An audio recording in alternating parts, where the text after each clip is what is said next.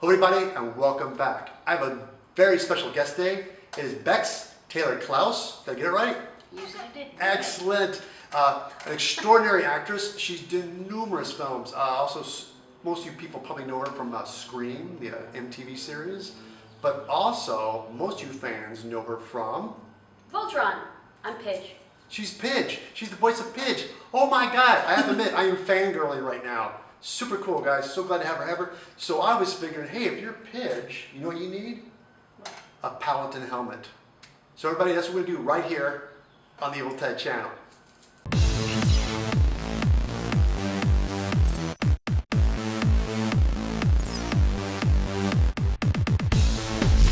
Well, Pidge, sorry, not Pidge, Bex. I'll answer both. You've answered both. That's great. How'd you get the gig for Voltron? How'd that happen? Well, apparently they heard my voice in something else and thought it would fit for Pidge, so they brought me in for like a trial period. I did a couple episodes recording, and I was on a probationary period for less time than I thought I was. By the time I actually had the gig, I still thought I was on probation. So every time I was going, I was like, "Don't mess this up! Don't mess this up! They'll fire you! Don't mess this up!" I like the word probation. Yeah. You have voice probation, people. Yeah. And so that basically means they were trying to feel other people out. Exactly. Okay, and they said, and the more I think this way, you watch your voice with the animated character when to size it up. What do you got big coming up soon? What do you have coming up? Right now I'm still working on Voltron, back to the audition grind, trying to figure out what's next. I'm working on and producing a project, so not going to tell you what it is. No, can't do that, people. NDA, non-disclosure agreements. That's the one. Can't talk about people. Well, everybody, guys, this is exciting. I'm happy to have you here on the channel. This is great. So everybody, I'm going to run off and make this young woman a helmet. Here are the patterns. I like to transfer them onto poster board. I find that a little bit more durable, easy to store, and they're easier to trace. Let's start with these three. These are the face detail. We're going to do these out of thinner craft foam. We will get to those later. The foam we're going to be using is 10 millimeter white EVA foam. I got this sheet from TNT Cosplay Supplies. Now for tracing, I'm going to use a fine tip Sharpie. The reason being is that this helmet is actually white. So I want to kind of minimize on my Sharpie lines as much as possible. Now that we have this, I got my sharpener. Again, if you people want to know where to get one of these, I have a link for it below. You can click on that. Or you can go to my website, eviltedsmith.com, where I have all my supply list. Now with cutting these, all these parts get 90-degree angles. So when you're cutting these, make sure the blade stays upright when you're cutting. Okay, got all the parts cut out, 90 degrees angle. We're going to take the lower parts, the lower and the lower top, and on the curve of the helmet, on this bottom edge, we want to continue these lines. I'm going to take that Sharpie and the registration mark, I'm going to bring this all the way down, like that. So on this one, on the two lower parts, again, this is the bottom, and this right here is the upper part. This this edge right here, again, we're going to take these registration marks and continue them over.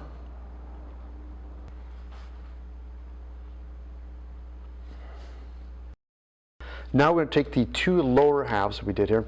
Now we have my foam lower part, and on the pattern you see the dotted lines. Now what we're going to do is we'll show you a trick on how to transfer this information onto your foam part.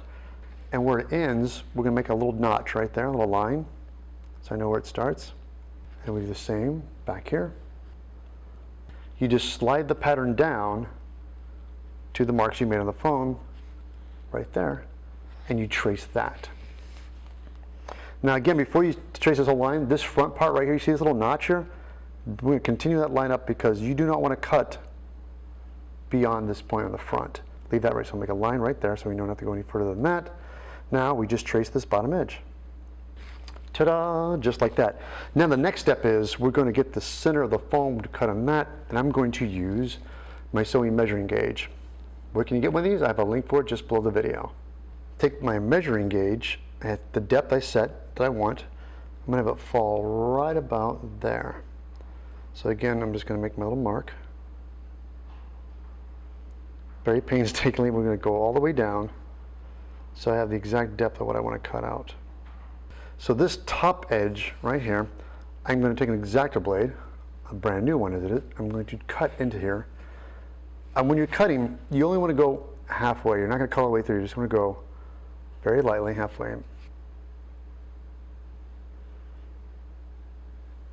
All right, again, the stopping point, right? Don't go beyond that. Right there. We're going to cut right on this line right here. Same thing, halfway. Now for the top edge, I'm going to use a box cutter. It's a bigger, longer, wider blade. I'm going to sharpen it. And again, very carefully, we're going to just cut on the top line. This is our top line. And start from the top, very carefully. And again, let the blade do the work. Don't try to saw back and forth. You want to try to do a smooth, clean cut. And of course, I reach my stopping point right there. Now, if you find this difficult to do, you can also lay this on the edge of a table. You can lay this down flat on a table and kind of put it to the edge and kind of follow the line while it's flat on the table. That always helps as well too. How do I know I cut deep enough? I'm not quite sure, so I have to go around the back here, take my X-Acto blade, and start pulling, see if I got enough of a cut here. When you pull it, you can kind of see where you need to cut a little bit more. All right, there it is. See, I'm very fortunate. This all came out nice and clean. Now again, if you're doing this and you're not experienced and it gets a little rough, you can always go back in with a Dremel and clean this up. But this came out nice, so let's go ahead and do the other one. Okay, usually the next step is I start to heat form everything, but before I do that, while these pieces are flat, this is the helmet. This is going to be the lower edge of the helmet, and this is going to be the part where the face shows. And I want to go back in with a Dremel and just on my sanding drum and clean these up a little bit. Now we got 2mm craft foam, and we're going to trace the helmet detail right on top of that with a fine tip Sharpie and cut these guys out. Now we have the helmet face trim done out of 2mm foam. We're going to do the detail piece here out of 4mm foam. Edge of the line, and again with this pattern, we're going to definitely do a right and a left. All right, now I have them cut out. This makes it a lot easier to cut out the detail. Two things I like to use when I'm heating. I got a board to heat my foam on, and I have my Evil Ted foam anvil. It's actually a wood dowel with a 3-inch acrylic dome glued to it. I like to use it to heat curl the foam and my foam. So let's start curling. Now, push on the anvil and kind of rock it, push on it. And the cool thing with the EVA foam, it's really dense. So you get it pretty hot and just push on it, it'll hold its shape. All right, there it is. And that's all it needs to be. I don't have to like kill it. I just have to get a slight curve to it. And this curve I have here is plenty, so I'm going to go ahead and just heat curve the rest of the parts. Now the thing has been heat formed, the next step is gluing, and there is an order to it. So let's start with the first is we're going to glue the top of the helmet first. If you guys are new to my channel, I have a video that go into details on how to make clean seams. Definitely check that out. Let it dry a little bit, and again, I always let it get kind of wet, but when it gets a semi-gloss and you can touch it, it's tacky, but it doesn't come off on your fingers, you're ready to go. We start with the back right here, line it up, and again, the registration marks are very important. And don't assume these registration marks are going to fall naturally in place. Sometimes you have to push and pull to get them to stick together. All right, we got the top helmet, now we'll move on to part 2. Now again, before we put these on the rest of them, you have to do the darts first. So same drill, we're going to take some barge, run in here, take some foam scraps, and do the same thing. All right, part 1 and part 2 have been glued together. Now moving on to part 3, which is gluing the right and the lefts on the helmet. So now this helmet and these sides are ready to be glued on. Before we do that, on the marks that we made on the top of this inside piece, we're going to make marks on the inside. This will help us line up. And you can see on these guys, we do the same thing. So we're just going to go ahead and mark on the inside of the helmet. That's your lineup point. Now the glue's been applied, it's dry. So we take the helmet, and this is the right side. We're going to line it up nice and flush with and we're going to do this from behind. Get it nice and flush. Ta-da, look at that. That's the signature mark of the Paladin helmet, is the recess in the back. All right, got one, let's go ahead and do the other side. Okay, most importantly, whatever side you start on, once you glue this side on, right or left, when you go to the other side, you have to start with the back first. You line it up. Now again, the registration mark, the first one on the back lines up on the seam. You kind of see where it falls right there. All right, there we go. Now the helmet is put together. The next step is placing our detail. Now before adding the detail, I like to take the actual template that I have, this is the poster board one, and trace where it's going to go. Take a ballpoint pen, and the reason that is because my fine tip Sharpie is being a pain in the ass, so I'm just going to use this. All right, now that it's traced on there, again, I want to show you this triangle is very important because the tips, see this registration mark? That's kind of where they line up. When you apply the glue, it's always good to go on here and go a little past the line because you know the part's going to be moving around.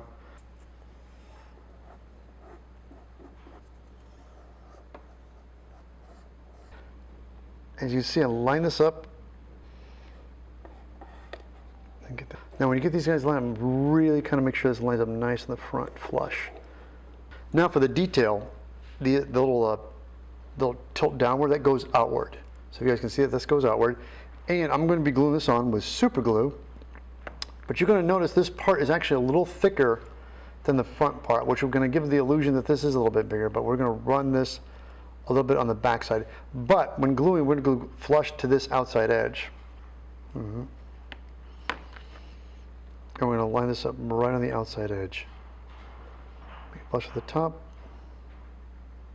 Right, everything's all in place now. We've got our detail. The next step is we're going to take our Dremel with our stone bit, and I'm going to basically grind all the edges of the detail. I'm going to kind of mirror these together.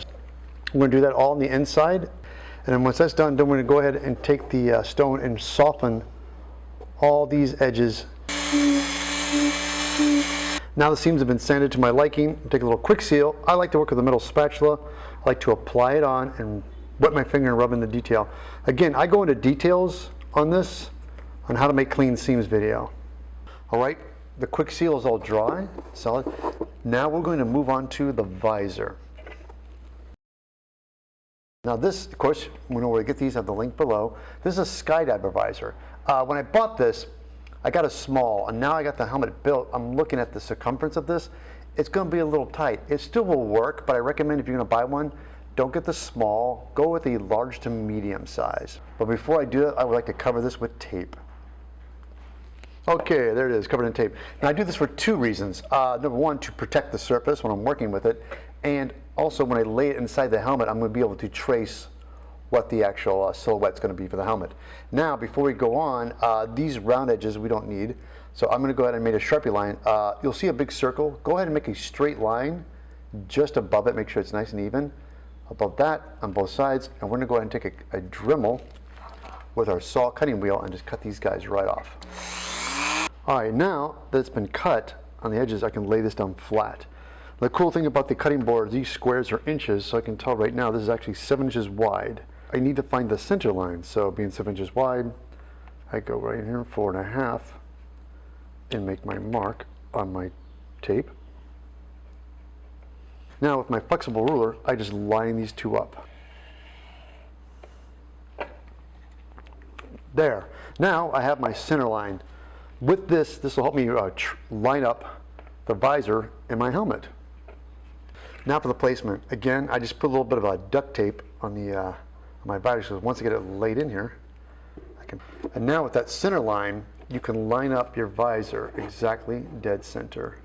Now that you have it in place, take your Sharpie and draw. Again, what I do is I do my best not to draw on the foam. I don't want any Sharpie lines on my foam so much. All right, we have the visor all traced out. Now, when cutting this out, you want to go beyond these lines. You're going to need a glue point. And again, you're not really knowing how it's going to fit in the helmet, so just to play it safe, it's always best, to lead towards, because you can always cut more off later, opposed to adding more on, especially with cutting plastic. So let's just go really big. Now my cutting lines have been traced. I got my tool. What I recommend when you're cutting plastic, don't use the ceramic blade. They'll sometimes have a tendency to melt the plastic. You want to cut the plastic. So that's why I recommend the little sawtooth blade on the Dremel and the rotary tool. This will cut it out a lot faster and a lot cleaner. But again, people, make sure you wear your eye protection when working with this. Now let the cutting begin.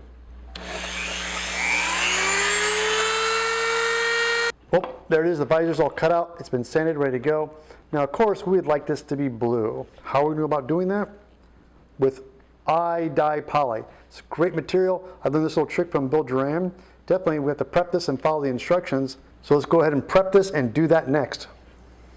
The dye poly is already at the temperature. Again, make sure you wipe your lens off and clean it down with alcohol or Windex so there's no fingerprints or any oils on this.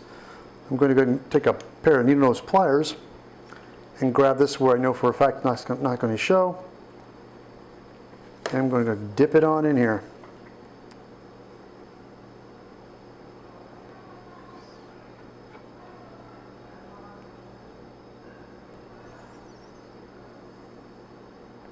Wow, look at that. That's great.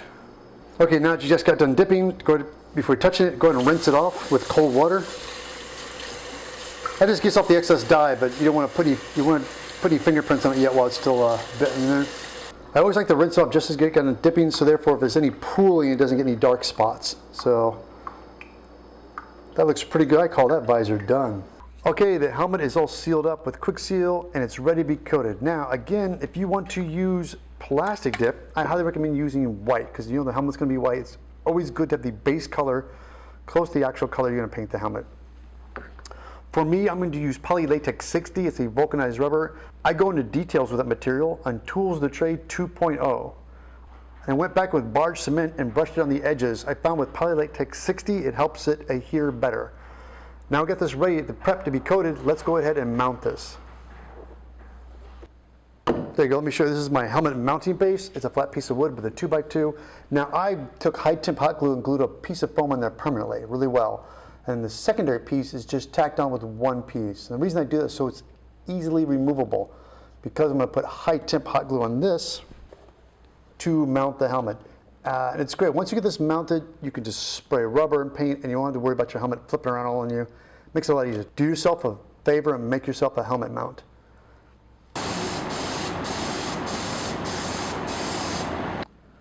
There it is. 8 hours later, it's got 4 coats of Poly Latex 60 on there. It's super durable. Now, definitely inspect your parts. If you see any cracks or pinholes, you can definitely go back in with quick seal again.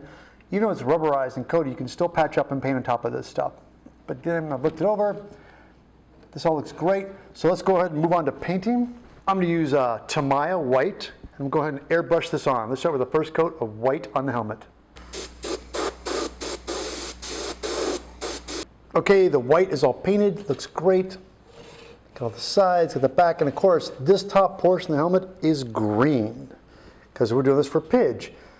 I am going to do some masking. I'm going to definitely mask on this edge because I use thin craft foam, so this is going to be nice to give me a lip to put the tape onto. And for that, I'm going to be using 6mm Tamiya tape. This stuff is awesome. The paint's been on here. I let it dry for an hour. It's nice and dry, and this stuff will not pull your paint off. This is really great stuff. It's perfect for this. So I'm going to go ahead and let the masking begin. All right, it's all properly masked off. Again, I went through and took the templates and made paper masking plates for this. Again, when you're taping stuff, it's always good just to tape the edge and leave the majority of it just using paper and covering it up so you don't have to worry about pulling your paint off, your other paint off. So I got all them, it's all properly masked off. Now I've got my color. This is Tamiya, and this is part green. It's the perfect Pidge color. So I'm gonna get my airbrush and let's go ahead and paint this upper part green. Now I want to show you guys really quickly, I masked just right here in the center because I want to have this whole top part of the helmet and the lower lip green as well. Because the divide line is going to be a piece of blue tape in here. So this is going to be the divide line is right here in the center of our recess. All right, let's start painting.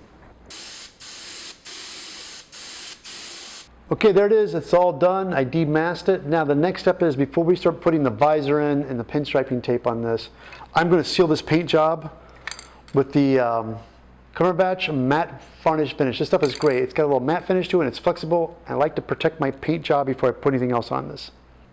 Okay, this is 45 minutes later. It's all dry. Now I'm safe enough to reach up in here. Now it comes off the base. The next thing is I want to make sure I have this on a nice, safe surface. Okay. Don't dab it or scratch up our paint job. Now our next step is to go ahead and glue this visor in. And we line up, you can see exactly where it's going to fall. I'm going to use some high temp hot glue. Okay, the visor is secured. Now we'll do some detail work. Now for these recessed lines on the Paladin helmets, they kind of have a light blue. Now instead of painting that, I'm going to use some blue vinyl tape. I found this color looks close enough to the Paladin helmet. Unfortunately, I found some cool day glow reflective tape, but I wasn't able to get it in time to order it. So for you people out there, I have a link for that below, which I think would be far cooler than what I have here. But definitely, the tape is the way to go for the recesses here. Okay, painstakingly line this guy up. There it is, Pidge's Paladin helmet. I am really happy how this turned out. There's one thing I just now caught on the back side. There's actually a little bit of a green panel that comes up high and comes and wraps around. It's an easy fix. You guys can just mask it off and paint it. Unfortunately, I was going to do that, but I ran out of time because Bex is going to be here in 5 minutes.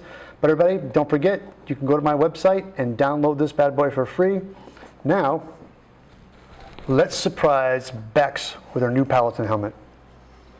Dun, dun, dun, dun. All right, people, I have it, just to make it more dramatic, I have it covered. This will be her first time seeing it. Time has passed. You ready? Dun, dun, dun, dun, dun. You guys already seen it. She hasn't, so it's really good. Holy crap, that is so sleek. I'm so excited, may I? Yes, you can. I'm hoping for it. Let's do it. Let's do it. Oh my God, please fit. Yes! This is like absolutely a perfect fit. It is a perfect You're a fit. genius. No, thank you. Well, also, she was nice enough to give me the dimensions of her head before I started. I said, hey, can you give me a heads up to her size? Got a head measured. We did last time she was here, so I was able to get perfectly dialed in. That looks awesome. Got any plans with this helmet? Oh, so many plans. First of all, I'm going to drive home with it on and take it to Comic-Cons. Just going to randomly wear it all over the place. It's going to act as my little, like, they're going to be my sunglasses from now on. There it is, guys. She's got blue tinted sunglasses. Everybody, again, guys, this is awesome. This is Bex Taylor, Klaus. You guys, don't forget to go to my website, eviltedsmith.com, where I have these patterns for this particular helmet and numerous patterns. I have links for shopping supplies. You guys also meet it there. Don't forget to subscribe. If you're doing any shopping, go to my Amazon links. And Bex, where can people find you? I'm on Twitter at ibexwebex and Instagram at bex_tk, because I can't have them both be the same thing. That would be too easy for you guys. God I would forbid. work for it. Right, seriously. Everybody, thank you so much for watching and hanging out, and I'll catch you back next time right here on the Evil Ted channel.